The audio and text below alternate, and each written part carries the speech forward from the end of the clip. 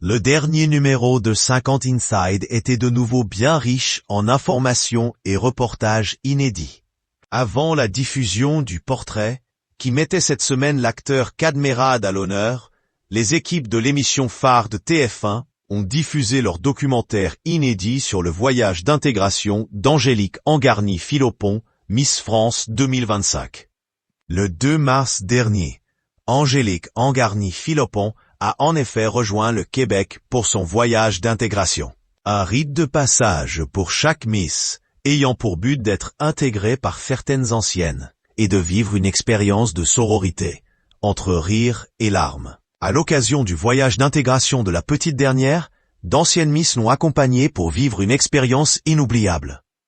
Sur son compte Instagram, Angélique Angarny-Philopon a en effet livré « Je pars avec Laure Belleville, Miss France 1996, Sophie Thalmann, Miss France 1998, Alicia Eliès, Miss France 2017, Indira Ampio, Miss France 2023 et Maeva Cook, Miss France 2018. Une belle équipe qui s'est ainsi envolée sur le continent américain pour célébrer le début de règne de Miss France 2025 et se livrer en toute sincérité, loin de l'agitation médiatique française.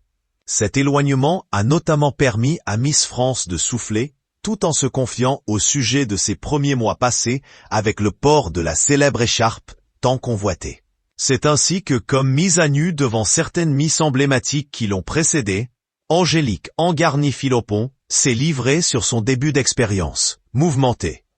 Déjà, il a fallu du temps pour que je comprenne que j'étais Miss France, parce que j'étais en mode syndrome de l'imposteur, a-t-elle d'abord livré. Elle a ensuite abordé le sujet du racisme ou encore du cyberharcèlement qui la touche depuis son élection.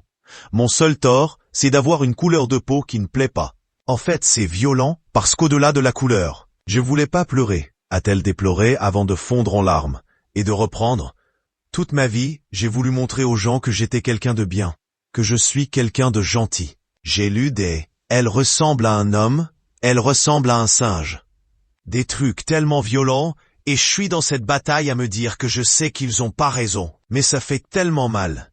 Une femme digne, qui porte l'écharpe telle une grande dame malgré les détracteurs.